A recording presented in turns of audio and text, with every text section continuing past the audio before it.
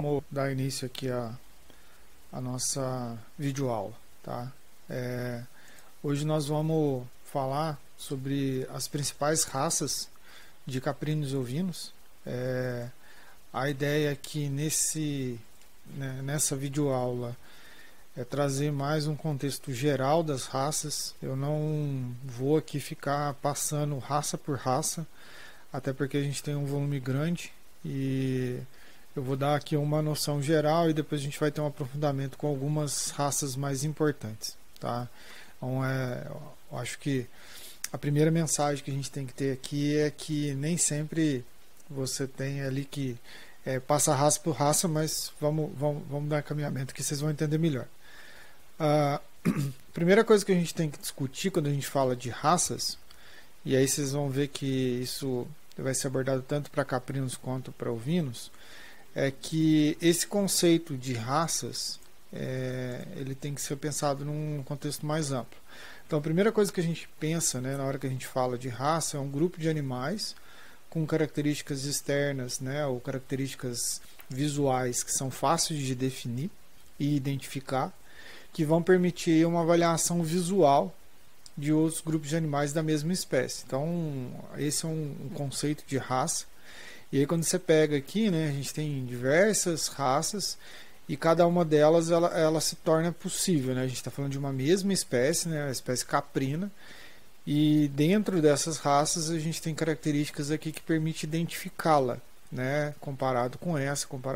Então esse é um conceito de raça que é diferente do que a gente falou lá naquela questão de conceito de espécie, né, que para você ser da mesma espécie você tem que ter indivíduos férteis fruto desse cruzamento, que no caso a gente está falando de indivíduos da mesma espécie, só que com uma questão aí de identificação, né, de fácil identificação entre eles, seja as características de pelagem, morfológica, entre outras coisas.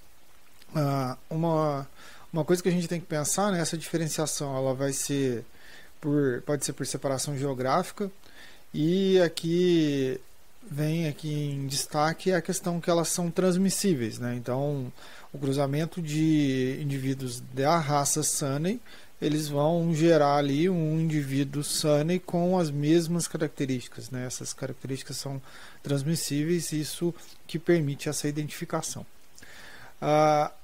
E aí a gente vai sempre discutir esse ponto, né? Qual a melhor raça, né? Aqui tá faltando um R. Qual que é a melhor raça? Não existe melhor raça, né? Essa é uma questão importante de ser falado. E o que a gente tem, né, de ponto a ser discutido, né? Existe uma raça, um composto genético que vai estar adaptado às condições ambientais.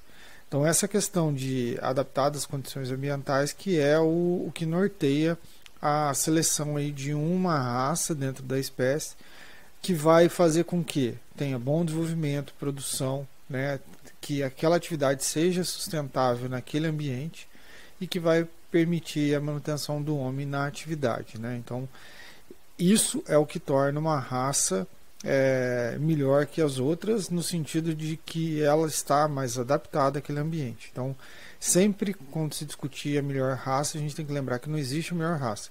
Vai existir um composto ou uma raça que consegue se adaptar, produzir e tornar aquela atividade sustentável, né? E isso vai fazer com que o homem permaneça no local.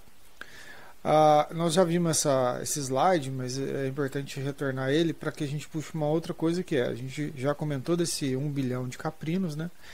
E aí a pergunta que surge é quais são as raças ou quantas raças a gente tem de caprinos. E um dado interessante que a gente pode observar isso na literatura, isso aqui é um dado da FAO, que tem um braço de avaliação da parte de genética, e é o que eles elencam para a gente aqui, né? Então a gente tem as diferentes raças aqui, espécies domésticas, e aqui está o caprino, né, que é o nosso objeto de interesse. E a gente vai ter espécies ou raças, né, de caprinos que já foram extintas, que não correm o risco de extinção, que estão em risco e nem que se sabe se está ou não está.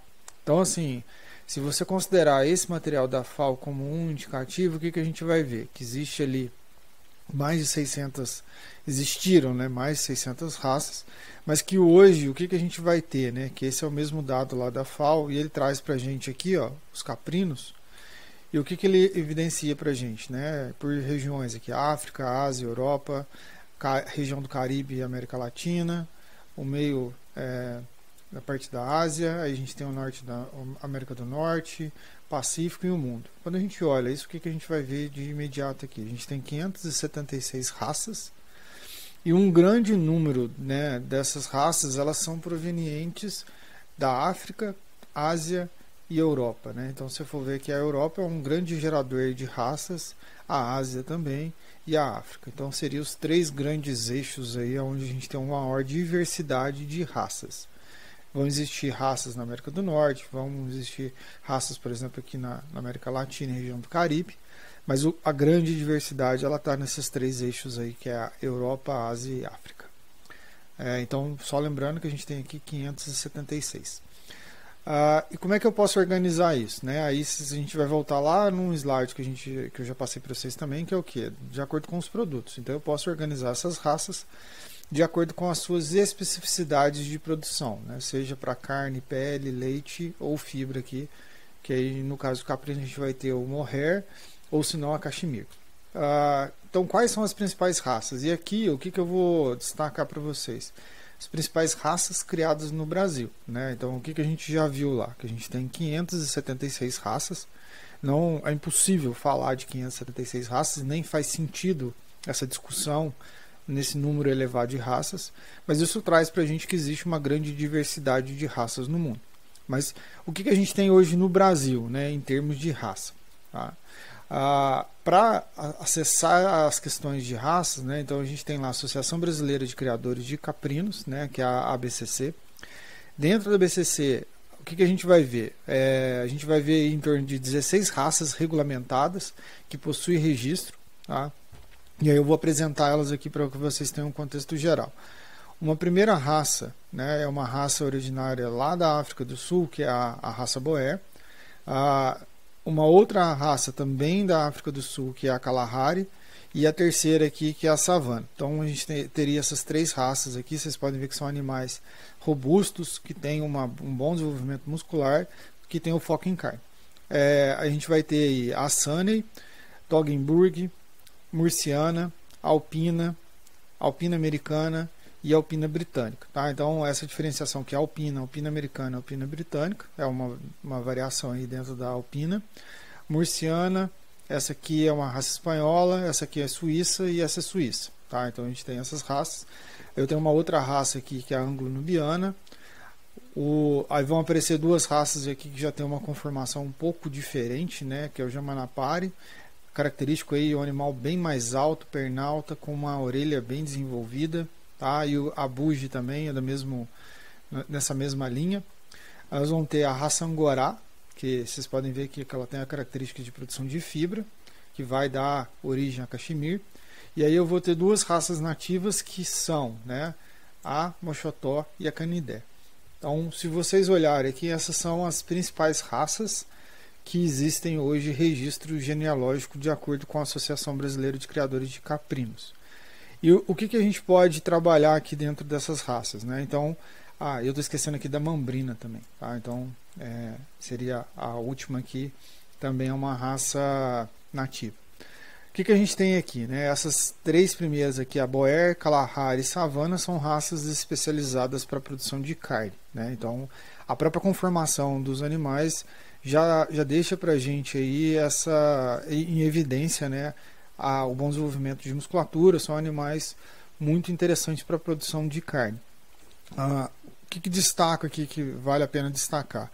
A raça Boer, ela é uma raça hoje bem difundida mundialmente. A gente vai encontrar ela praticamente em todas as regiões hoje do mundo, tá? É uma raça aí voltada para uma carne de alto padrão. E na sequência, tanto a Kalahari como a Savana também tem uma boa dispersão aí, mas a Boer é sem dúvida a mais difundida. Depois nós vamos ter aqui, né, esse grupo aqui de 6 raças, onde a gente vai ter a Sanney, Togger, a Murciana, a Alpina Britânica, a Alpina Americana e a Alpina.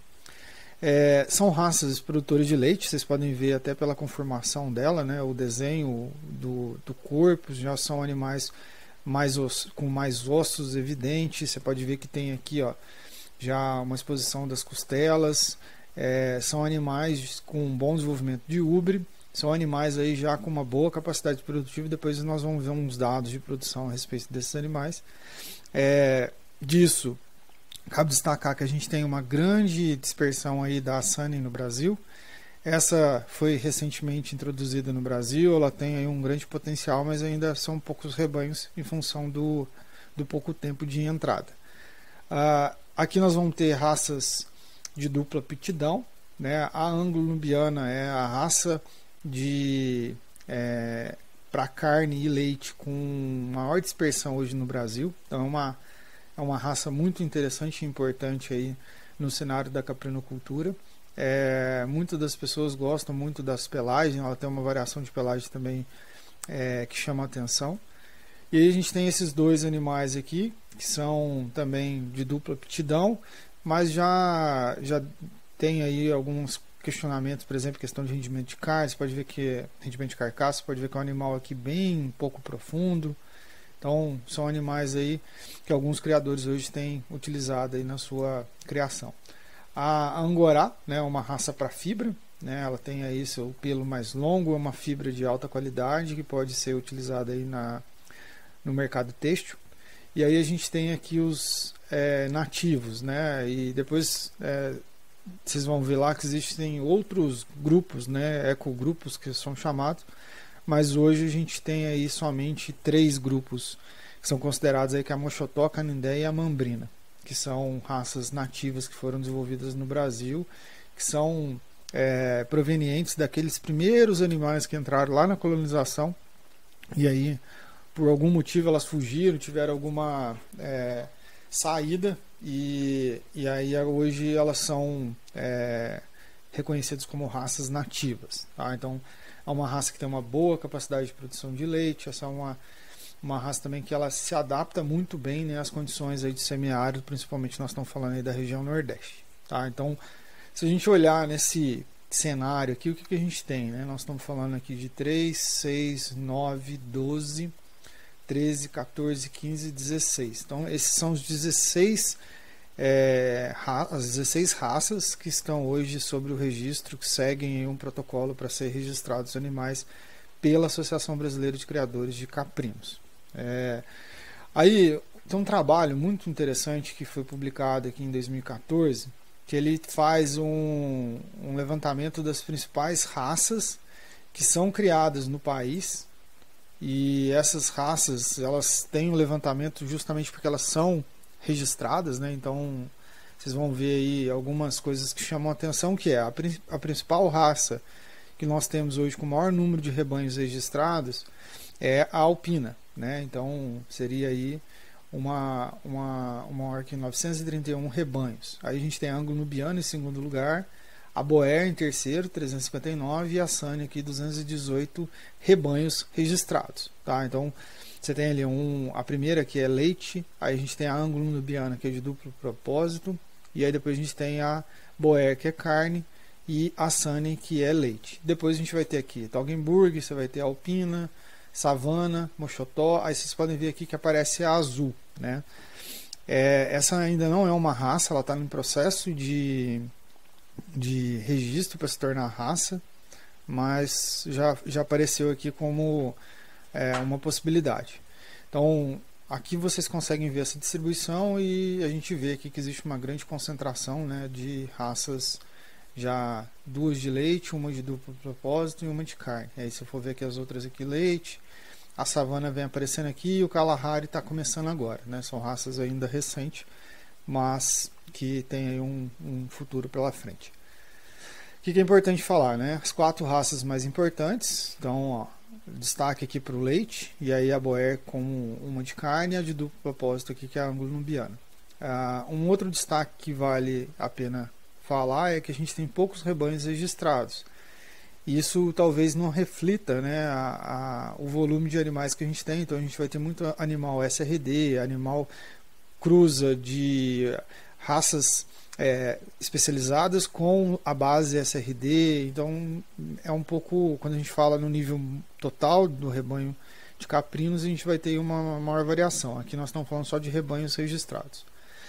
E esse trabalho ele traz aqui o que seria o centro médio, né, considerando o ponto médio do Brasil e a posição desses rebanhos, aonde que seria o ponto médio de acordo com esses rebanhos. O que a gente pode falar? Né? Que a gente tem uma grande concentração de animais no Nordeste, afinal a gente tem mais de 90% dos caprinos concentrados na região Nordeste. E disso, quais são os destaques aqui que vale a pena ser falado? Então a gente tem aqui que essa concentração ela reflete mesmo, né, os 90% que a gente, os mais de 90%. Raças nativas, elas estão mais ao norte, né, nessa região principalmente, onde foi formada boa parte dessas raças nativas. Raças especializadas, elas estão mais no sul, porque a gente vai ter uma prevalência, por exemplo, de Sunny, a gente vai ter Toggen, vai ter outros animais aqui distribuídos no Brasil, que fazem com que esse meio ponto, né, a média do Brasil, se desloque mais para o sul, pensando nas raças especializadas. E sem dúvida as raças leiteiras são mais importantes atualmente, né? Esse cenário pode mudar a partir do momento que a gente tiver aí uma consolidação, por exemplo, da Boer, Savana, entre outros aí. Mas o que a gente vê aqui, ó, essa é uma amplificação desse mapa. Basicamente a gente está aí na Bahia, aqui, ó, o ponto médio do Boer, a Toggenburg também está aqui, Alpina, a Anglumbiana já está um pouquinho mais para cima e outras raças comerciais aqui já jogam mais para cima. A Sunny está aqui, ó, que o asterisco é o que está mais ao sul, mas ainda está na Bahia, né? Então só destacando aqui algumas coisas para vocês depois avaliarem. Eu vou disponibilizar esse material para vocês lerem, eu acho que ele é extremamente importante, ele traz também os mapas da distribuição de cada uma das raças. Esse trabalho aqui ele está publicado lá na Associação Americana de Caprinos Leiteiros, tá? É um trabalho que eles fazem um levantamento do programa de avaliação deles, e aí eles têm as principais raças que existem lá nos Estados Unidos, eles trazem dados produtivos e eu acho que vale a pena que a gente destacar. Esses dados aqui são de 2019. Então o que a gente tem aqui, né? Então o N aqui, que é o número de animais avaliados, então vocês podem ver que a Alpina Americana quase 600, Sunny quase 600, aí você vai ter aqui outras raças também com um grande número, essa par da Alpina aqui que é menos. Mas o que chama a atenção? Primeira idade e a primeira lactação, então a gente vê aqui que a Sunny com 2 anos e 5 meses é quando elas começam a primeira lactação. Produções acima de 1.000 litros, né? A gente está falando de 1.200, 1.200, 1.000, 1.043, 1.016 e as menores aqui 900, 900 e essa aqui que é uma mini cabra, ela já com 300 e poucos litros. Um grande intervalo, pensando aí cabras que vão de 2.597 quilos até 341, uma baixa produção. Isso também acontece na Sunny. Média de 4 quilos, né, por lactação dia. E tem aí cabras que vão chegar a 8,5 de média durante uma lactação. E essas lactações aqui, em média, elas estão durando aí de 275 a 300 dias. Então, assim, é uma produção muito boa quando você tem aí um processo de melhoramento genético bem feito, né? Então esses dados aqui da Associação Americana, eles evidenciam que há um grande potencial de produção quando a gente pensa em raças caprinas, no que é foco, por exemplo, de raças com a especialidade para leite, né? Você pega aqui a Anglo-Nubiana, que é de dupla aptidão, você tem aí cabras com 5,7 ou 3, né, de média aqui, pensando numa cabra média dessa população de Anglo-Nubiana, que é muito boa a produção. Raças caprinas nativas, né, vale a pena aqui destacar que a gente tem algumas raças, elas são extremamente importantes pensando no bioma brasileiro de trabalho, para você ter uma boa produtividade, em regiões onde há um grande desafio.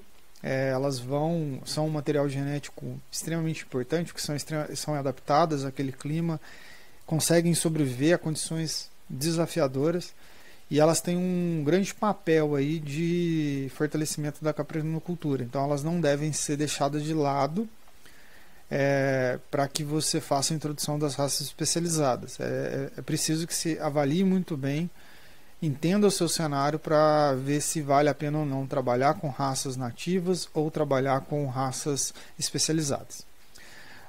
O que a gente pode falar dessas raças, né, ou ecotipos? Né, a gente vai ter, são descendentes daquelas cabras que chegaram no Brasil na colonização.